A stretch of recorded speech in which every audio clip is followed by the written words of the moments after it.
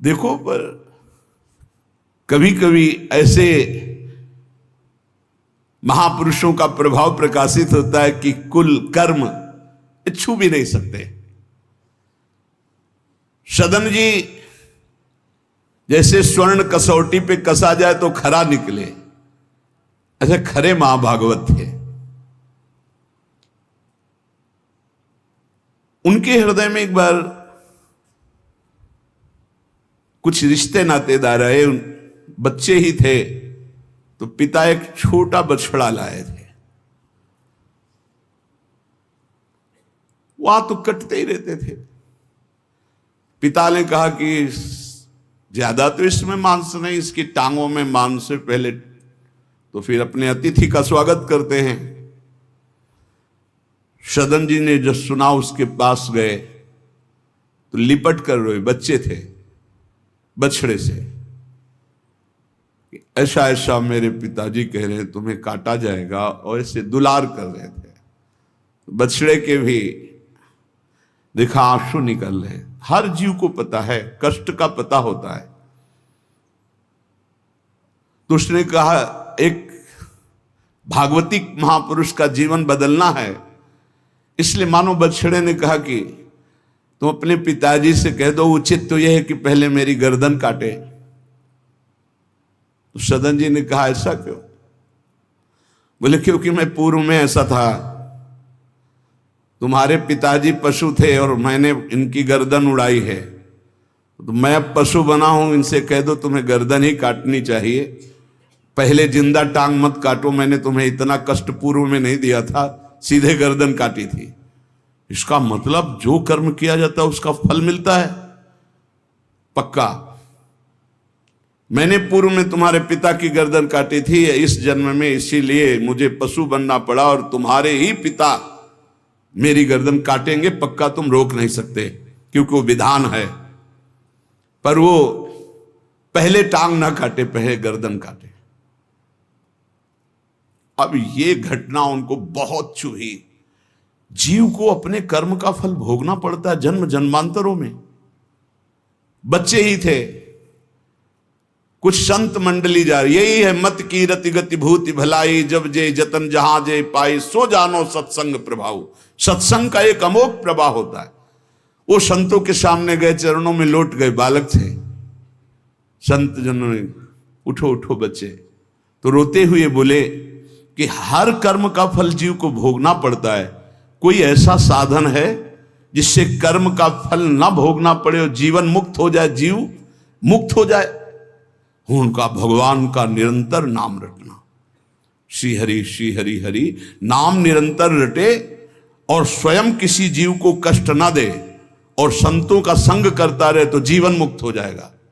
बस छोटे से बालक सदन जी में बात बैठ गई, बस अंदर शुरू कर दिया हरि श्री हरि श्री हरि श्री हरि। संतों की बात मान ले तो परम पद जेब में है। अब पिताजी जब तक रहे तब तक वो वध करते रहे जीवों का, लेकिन सदन जी ने कभी कभी किसी का वध नहीं किया।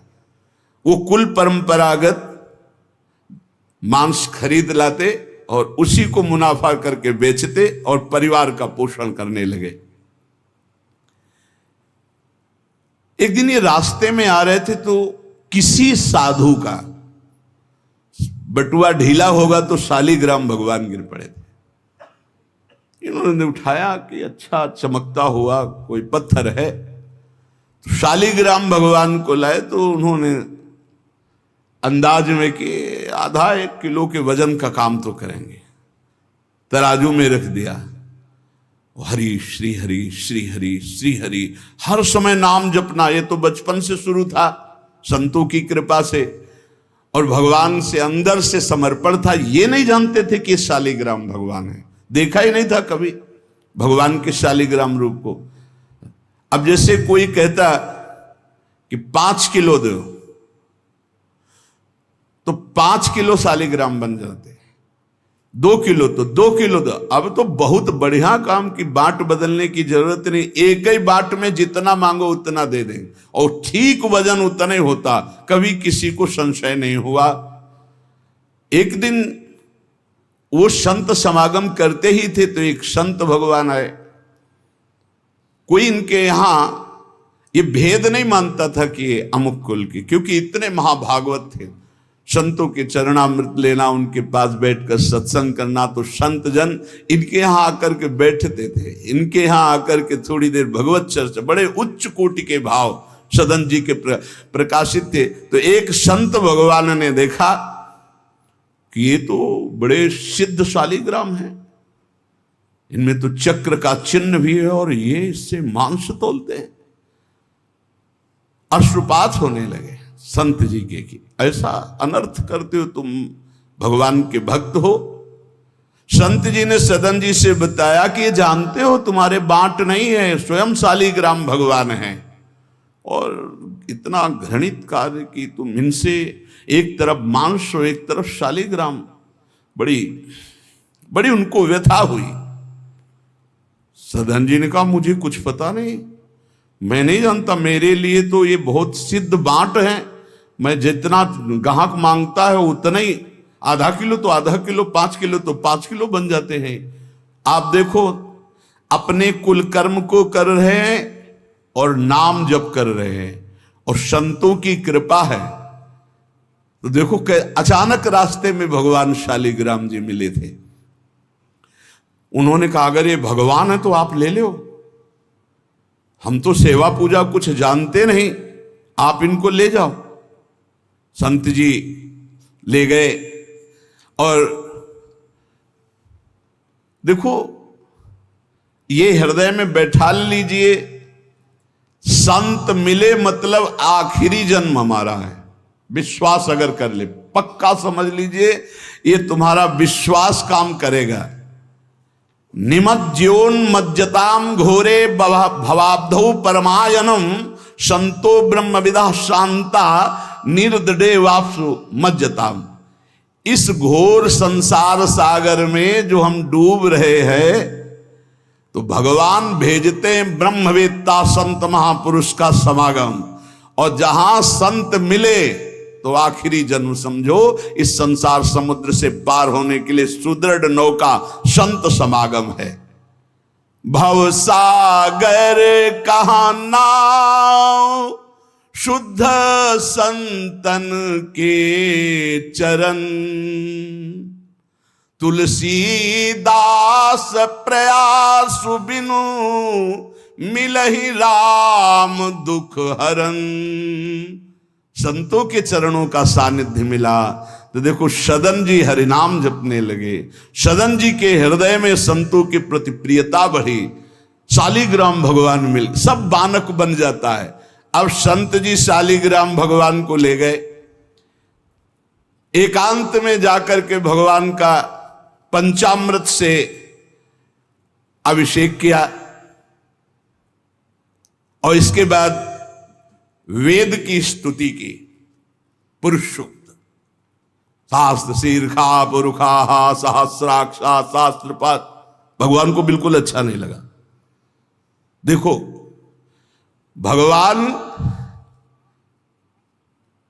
प्रीति चाहते हैं, सिद्धांत एक अलग होता है। इसीलिए कल हम ऊपर कुछ साधकों से कह रहे थे कि किसी भी साधक को ठाकुर जी में जिस रूप में आसक्ति हो उसको ठेस नहीं पहुंचानी चाहिए, क्योंकि पता नहीं कितना आसक्त हो, आप देख करके अच्छा चलो, ऐसे नहीं कभी।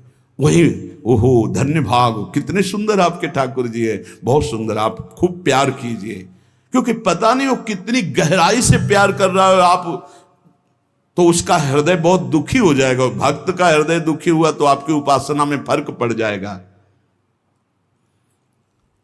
संत जी को लगा था कि कसाई कुल में जन्मे हैं, मांस का उधर पल्ला इधर ठाकुर, क्या अपराध कर रहा है उनको ऐसा, और बाहरी दृष्टि में लगता भी ऐसा ही है।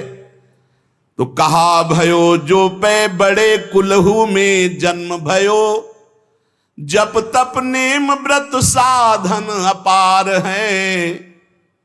कहा भयो तीर्थ अनेकन गमन किए, गयो नहीं जौलो निज मन को विकार है। जौलो मेरे संतन में राखे जाति भेद सदा, तौलो कहो कैसे वह पावे सुख सार है। मेरे साधु नीच पद पंकज ना धोयो, जौलो सब शास्त्रन को पढ़िबोई भार है। जरा भी भाव किसी भी संत जो भगवत मार्ग के प्रतीक है, जाति पक्ष में रूप पक्ष में इनके तेज तो है नहीं, ये तो ऐसे बिल्कुल नहीं, सावधान। पता नहीं कौन किस कोटि का, उच्च कोटि का महापुरुष आपका चिन्ह। उन संत बहुत अच्छे संत थे, पर उनके मन में बात आ गई कि जाति के तो कसाई ही, काम तो नीचे ही है, मांस। देखो नहीं जाना भगवान की महिमा, हम समझ रहे थे उच्च कोटि के, और वो बहुत उच्च कोटि के महापुरुष सदन जी, निरंतर नाम जप। और एक खास बात थी सदन जी में, दैन्यता, कि मैं तो किसी योग्य नहीं, और उनको पता भी नहीं था कि शालिग्राम भगवान हैं। तो लेके आयो साधु, मैं तो बड़ो अपराध कियो अभिषेक, सेवा करी पे न भाई है। ये तो प्रभु रीझे तो पे जोई, चाहो सोई करो गरो भरी आयो, सुनिमति बिसराई है। तेई हरि उरधारी डारी दियो कुलाचार, चले जगन्नाथ देव चाह उपजाई है। मिलो एक संग संग जात वे सुगात, सब तब आप दूर दूर रहे जान पाई है। संत जी ने बड़ा अभिषेक किया, वेद स्तुति की, भगवान को भोग लगाया, बड़ी प्रसन्नता से उच्च सिंहासन पर विराजमान किया। भगवान उसी समय आकाशवाणी हुई, ए साधु, मुझे ये तुम्हारी वेद स्तुति बिल्कुल पसंद नहीं, तुम्हारा ये पंचामृत स्नान भोग, ये सब तुम मेरे भक्त पर नीच बुद्धि करके मुझे लाए हो ना, ये मुझे तुम क्या समझते हो? वेद मेरी श्वासों से ही तो प्रकट हुए हैं। वेद क्या है? भगवान की श्वासों से वेद का प्रादुर्भाव हुआ। सो हरि पढ़े ये अचरज भारी, चारों वेद भगवान के श्वासों से प्रकट हुए। जाकी श्वास वेद श्रुतिचारी, जिनकी श्वासों से चारों वेदों का प्रादुर्भाव हुआ। मैं वेद की स्तुति और गंगा जल से उतना प्रसन्न नहीं होता जितना मैं अपनेपन के भाव से, मेरे सदन जी हैं और मैं सदन जी का हूं, मैं बिल्कुल तुम्हारी सेवा से प्रसन्न, मैं अपराध मानता हूं कि तुम वहां से मुझे लाए हो। साधु जी यह बात सुनकर एकदम घबरा गए, शालिग्राम भगवान को लिया, दौड़ते हुए सदन जी के पास गए और गदगद स्वर में कहा, मैंने भारी अपराध कर दिया, ठाकुर जी को अप्रसन्न कर दिया। मैंने आपके प्रति भाव किया कि आप कसाई कुल में आपका अधिकार ठाकुर का नहीं है, इसलिए आप ठाकुर जी को नहीं जानते हो, आप ऐसा ये लो। ठाकुर जी अप्रसन्न हो गए हमसे, हमने तो पंचामृत से, गंगा जल से सब अभिषेक किया, पुरुष सूक्त का पाठ किया, ले इस श्री ठाकुर जी को आप स्वीकार करो। विधि पूर्वक सेवा से ठाकुर जी प्रसन्न नहीं हुए, अपनेपन से ठाकुर जी को सबसे ज्यादा अपनापन, प्रेम भाव। सदन जी शालिग्राम भगवान को अब जो देख रहे हैं वो दूसरा भाव है, ये भगवान है, मुझे तो अभी तक पता ही नहीं था। साधु जी जब चले गए तो कहा, अब तौलने के काम में तो नहीं, एक सुंदर नवीन कपड़े में ऐसे गले पे लगा लिए, ठाकुर जी गले पे डाल दिए। भगवान रीझते हैं भक्त की अपनेपन की प्रीति में, जो चाहे वो प्राप्त कर सकता है, सिर्फ अपनापन प्रभु को चाहिए। हम यही कहते हैं बार बार कि अपनेपन पे कुल्हाड़ मत चलाओ, विश्वास पर कुल्हाड़ मत चलाओ। साधना बने ना बने, लेकिन हमारे माई श्यामाजू को राज पार हो जाओगे, हमारी बात मान लो। श्री जी सिर्फ अपनेपन को देखती हैं, सिर्फ अपनेपन को। अवगुण करे समुद्र सम गणत ना अपनो जान, राय के संभजन को मानत मेरु समान। श्री सदन जी ने निज हृदय से लगाया और आंसू बहने लगे कि प्रभु मुझे तो आपका ज्ञान ही नहीं कि आप भगवान हो। आंसुओं से अभिषेक हो, नाथ अभी तक तो मैं आपको जानता नहीं था, बड़ा अपराध हुआ, लेकिन आज मैं, जब आप हमें इतना प्यार करते हैं, जब साधु ने बताया कि मुझे भगवान ने कहा है कि मैं जितना सदन जी को प्यार करता हूं उनकी मैं भावना से प्रसन्न, तुम्हारी सेवा से नहीं, उनको अद्भुत वैराग्य हो गया। बोले आज के बाद घर परिवार में ही नहीं रुकूंगा, अब केवल भगवान का होकर वैराग्य भाव से जीवन भगवान को समर्पित करता हूं। शालिग्राम जी गले में टांगे और कहा पहली यात्रा जगन्नाथपुरी, पहले जगन्नाथ जी के दर्शन करूंगा जाकर, पूरा जीवन अब भगवान के लिए। भगवान देखो कैसे कृपा करते। बचपन में संतों से उपदेश मिला, नाम जब शुरू किया, ऐसे उच्च कोटि के महात्मा के ऐसा कार्य करने पर भी सब संत उनके यहां जाते थे, और उसका परिणाम हुआ कि घोर वैराग्य युक्त होकर भगवान के अनुराग में घर से चल दिए। श्री सदन जी कुटुंब परिवार कुल व्यापार सब छोड़कर जगन्नाथ जी के दर्शन के लिए चले। कुछ दूर चलने पर यात्रियों का समुदाय दिखाई दिया जो जगन्नाथपुरी जा रहे थे, तो उनके संग हो गए।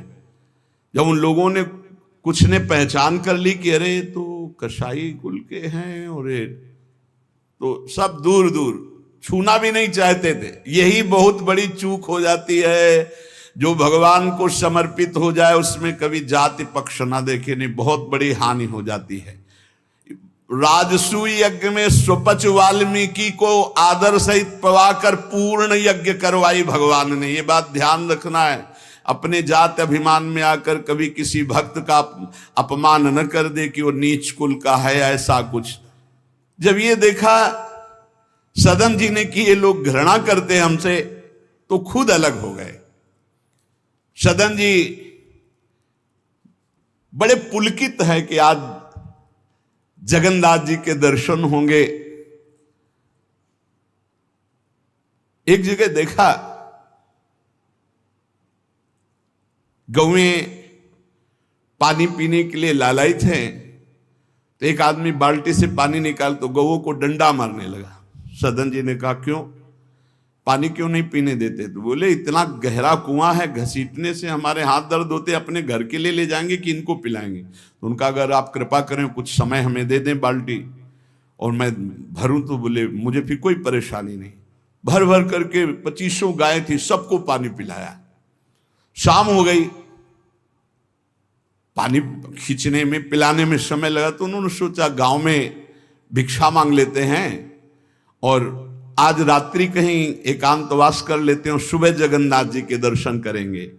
तो आयो मग गांव भिक्षा ले नई ठाव गयो, नयो रूप देखी को तियारी जी परी है, बैठो या ही ठौर करो भोजन निहोरी कहो, रहो निसि सोई आई मेरी मति हरी है, ले वो मुंह को संग गरो काटो तो न होए रंग, बूझी और काटी पति ग्रीव पे न डरी है, कही अब पागो मोसो ना तो कौन तो सो मोसो, सुर करी उठी इन मार्यो भीर करी है। बहुत कठिन है वैराग्य लेकर भगवान के मार्ग में परम दयालु स्वभाव श्री सदन जी जगन्नाथ जी के दर्शन करने। रास्ते में एक घर में आवाज लगाई भिक्षाम दे, भगवान की लीला। एक स्त्री निकली भिक्षा लेकर, देखा रूप तो जो भगवान का नाम जप करते हैं, भगवान आश्रित होते हैं, उनका रूप अलौकिक होने लगता है। एक दिव्य आकर्षण होता है जो सबके चित्त को आह्लाद प्रदान करता है, क्योंकि आनंद स्वरूप भगवान का निरंतर चिंतन होता है। उसके प्रभाव से मुखाकृति में एक अद्भुत लावण्य, एक अद्भुत आकर्षण होता है। वो स्त्री ने देखा कि नवयुवक भिक्षुक तेजस्वी, वो रीझ गई, देखते ही रीझ गई, और उसने कहा कहीं मांगने की जरूरत नहीं, आप यहां बैठो और भोजन करो। सदन जी ने कहा हमें पाना तो है ही, जब आप पवाने के लिए कह रही तो पवा दीजिए। स्वाभाविक, क्योंकि अभी वैराग्य मार्ग में निकले। उस स्त्री ने प्रार्थना की, भोजन बना के पवाया और कहा, प्रभु यदि आज रात्रि यहीं विश्राम कर लें तो आपको क्या, सुबह जगन्नाथपुरी चले जाइए। आपने उस स्त्री के विशेष आग्रह को स्वीकार करके उसके घर में शयन करना स्वीकार कर लिया। जब उसके पति सो गए तो रात्रि में उठ करके आई और आपके पास आकर बोली कि मैं आपको देख करके काम से पीड़ित हो चुकी हूं, अतः आप मुझे स्वीकार कीजिए और मैं सदा सदा के लिए आपके साथ के लिए चल दूंगी। सदन जी ने कहा, यदि तू मेरा गला भी काट डाले तो भी मैं तुझे स्पर्श नहीं कर सकता, क्योंकि तेरा पति है। अच्छा, उसने गलत अर्थ ले लिया। उसके भाव में आया कि अगर पति है तो ये स्पर्श नहीं करेंगे, अगर पति ना हो तो स्वीकार कर लेंगे। कोआ मदांधो मदना तो रोवा, अंधों में भी अंधा कौन है, बोले जिसमें काम जागृत हो जाए।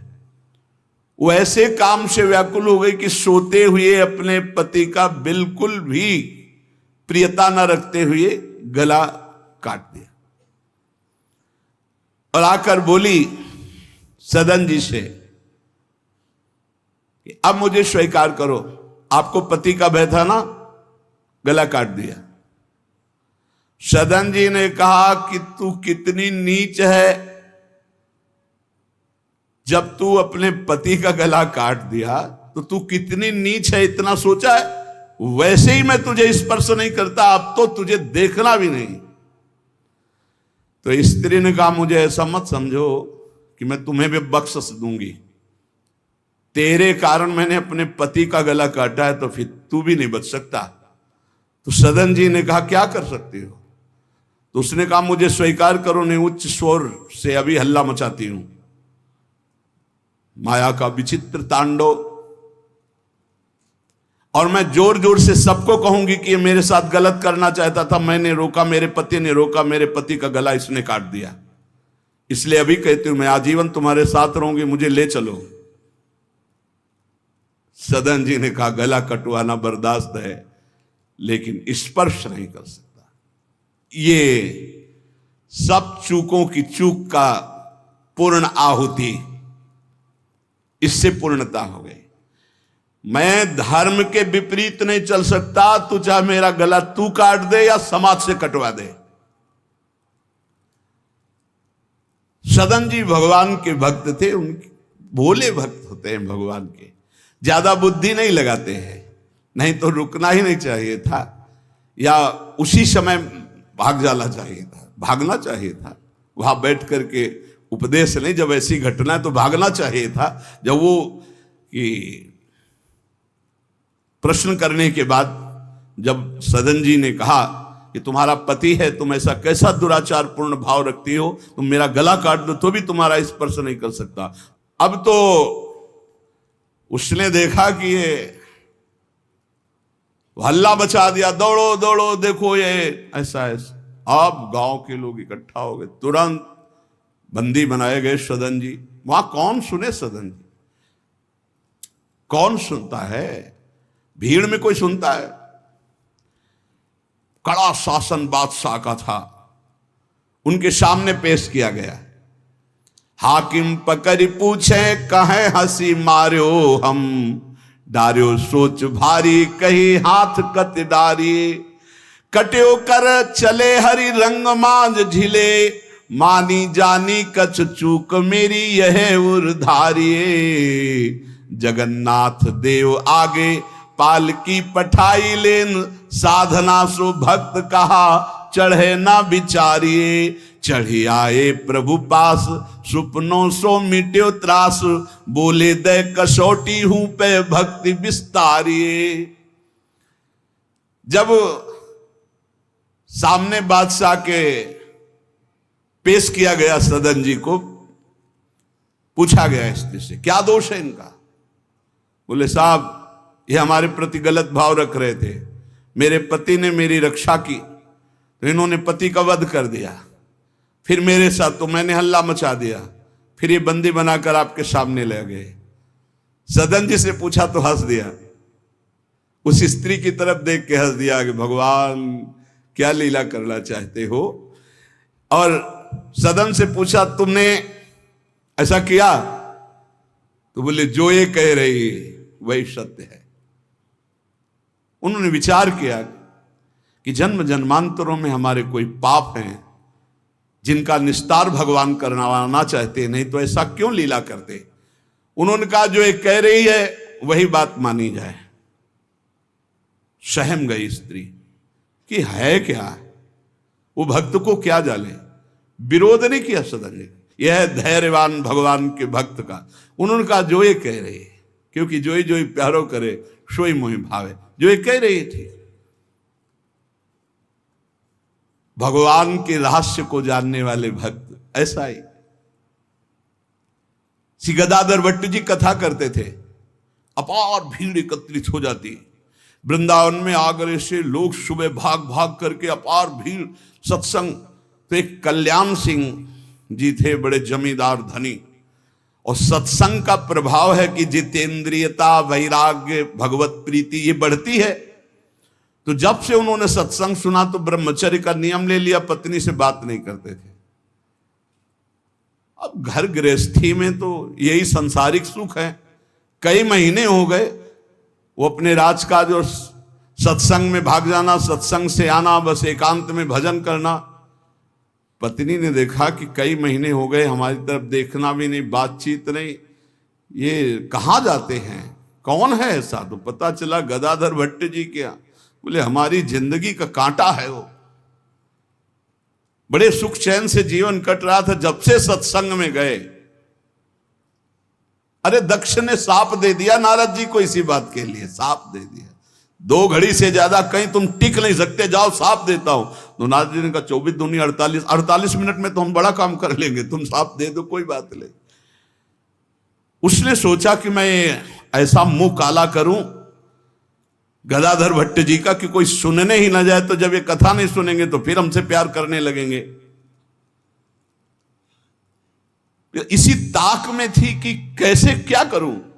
तो देखा उनकी गली में एक भिखारिन मांग रही थी, फटे पुराने कपड़े पहने, गर्भवती थी। फौरन बुलाया और सोने की असरफियां दी। अरे वो तो गली में मांगने वाली सोने की असरफियां मिली। अरे मालकिन तो उनका एक काम है, जितना तू धन कहेगी तुम्हारे परिवार वालों को दूंगी, बस एक काम कर, तू जा करके कथावाचक, जहां मेरे पति कथा सुनने जाते हैं उनका नाम गदाधर भट्ट है, वहां जाके बीच सभा में कह दो कि वैसे तो रोज आते थे और जब से ये हो गया तब से आ नहीं रहे, इसका पालन पोषण कौन करेगा। बस वो समझ गई थी इतने में सब भक्तों की श्रद्धा खत्म हो जाएगी। गली गली मांगने वाली उसको इतना स्वर्ण मुद्रा मिल गई, वो फूली हुई गई और कहा पंडित जी। पूरी सभा ऐसे लगी थी, नजदीक जाके जब ये नहीं रहा था तब रोज आते थे, जब से गर्व रह गया तो आने बंद कर दिया, इसका पालन कौन करेगा। बोले बैठो बैठो, बहुत दिनों में आए, बैठो, जिसने गर्भ दिया वही इसका पालन भी करेगा, तुम चिंता क्यों करती हो। खुश खुश शुरू हो गई कि यार ऐसा बड़े त्याग वैराग्य, बड़े उच्च कोटि के महापुरुष गदाधर भट्ट जी बड़े त्याग वैराग्य की बातें करते हो, ये हालत है पीछे की। अरे कुछ लोग कहने लगे हम तो कहते ही थे, शोरगुल शुरू हो गया। और कुछ भक्त थे जो प्राण समर्पित किए थे, उन्होंने कहा ऐसा नहीं हो सकता, ऐसा कदापि नहीं हो सकता, कोई षड्यंत्र रचा जा रहा है। तो उनमें एक बहुत श्रद्धावान और समर्पित थे, उनको बिल्कुल चैन नहीं पड़ा। सोचा अगर सामने से कुछ तो फिर हमारे ऊपर गदाधर भट्ट जी की, और वो समता प्राप्त पुरुष, जैसे सदन जी ने कह दिया जो ये कह रही वही सत्य है, ऐसे उन्होंने कहा कि तुम चिंता क्यों करती हो, जिसने गर्भ दिया वही पालन करेगा, बैठो तुम आराम से सत्संग सुनो। सामने ऐसे तिरछी चितवन से जाकर उसको बुलाया, गदाधर भट्ट नहीं देख पाए, नजदीक गई, पीछे मंच के ले गए, कहा सत्य बोल, कभी तो जानती है इनको, कभी मिली है। वो घबरा गई क्योंकि 10 लोग पीछे पहुंच गए जो श्रद्धावान थे। बोल सच्ची। तो उनका मैंने तो कभी देखा ही नहीं है इनको, ये हमारे पास क्या आएंगे। खोल के दिखाई, इतनी असरफियां मुझे मिली हैं और इससे ज्यादा मिलेंगी। इस बात के कारण मैंने सोचा मेरे परिवार का, अरे तू परिवार के पोषण की सोच रही, लाखों की श्रद्धा की बात है, किसने दिया? तो बोले कोई कल्याण सिंह है उनकी पत्नी।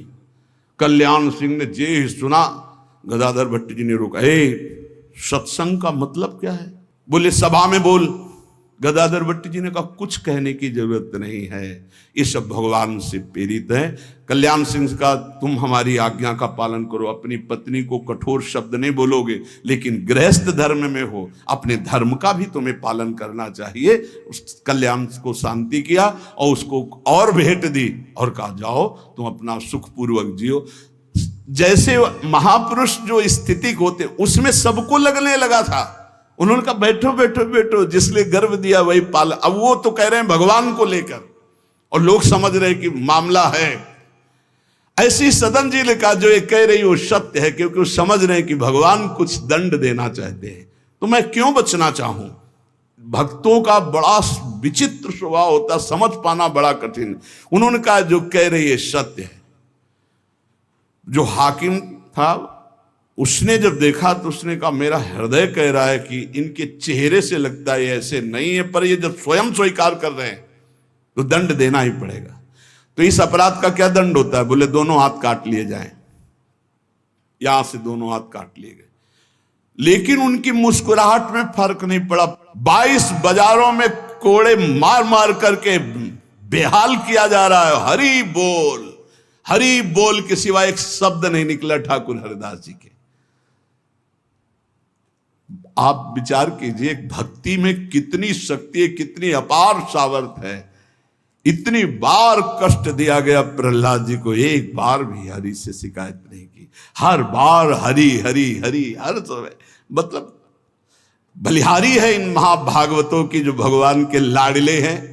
माया पर विजय प्राप्त करके दिखा दिया इन्होंने कि चाहे जितना सताओ, हरि के भक्त में ना हरि से प्रश्न है और ना सामने वाले पर कोई शिकवा शिकायत। दोनों हाथ काट लिए गए, मुक्त कर दिया गया, इसलिए कि वैष्णव है, भगवत भक्त है। अपराध बन गया तो हाथ काट लिए गए, उनको जेल आदि नहीं, भगवान की शिक्षा। अब रक्त श्राव हाथों से हो रहा है। जय जगन्नाथ, जय श्री हरि, जय श्री हरि। यात्रा नहीं रुकी जगन्नाथ जी की। जगन्नाथ जी ने तत्काल अपने पार्षदों से कहा मेरे महाभागवत सदन जी आ रहे हैं, तुरंत पालकी लेकर जाओ और उनको बैठाल के लाओ। जगन्नाथपुरी में प्रवेश ही किए थे कि पालकी लिए हुए पार्षद दौड़े, कौन से सदन जी हैं, सदन भक्त किनका नाम है? तो उनका सदन तो इस अधमदास का नाम। पालकी पे बैठो जगन्नाथ जी। अरे उनका कैसे पालकी, भगवान की भेजी पालकी में, पालकी को साष्टांग दंडवत किया इससे कि भगवान की नहीं, जबरदस्ती भगवान के पार्षदों ने उठा के पालकी में। जय जगन्नाथ। सदन जी सोच रहे कौन सी लीला है, वहां हाथ कटवा रहे। या इतना बड़ा सम्मान कि किसी को नहीं मिल सकता। जगन्नाथ जी के पार्षद पालकी लेकर जब जगन्नाथ जी के सामने गए तो आंख में आंख मिलाई और कहा प्रभु इच्छा तो थी कि हाथ जोड़कर आपको, पर अब हाथ ही नहीं। तो ऐसे ही जीव किया तो जैसे स्वप्न में दुख मिला था जागते ही खत्म हो जाता है, ऐसे ही कोई पीड़ा नहीं, कोई हाथ कटे नहीं, पूरे नवीन हाथ और साष्टांग भगवान को दंडोत। भगवान ने कहा कि तुम हमारी कसौटी में पास हुए, जाओ तुम्हारे द्वारा इस जगत में भक्ति का विस्तार हो। जो तुम्हारे लीला चरित्रों का गायन करेंगे, जो तुम्हारे भाव, तो तुम उनके अंदर भी जैसी तुम्हारी सामर्थ्य भक्ति की वैसी भक्ति की जागृति हो।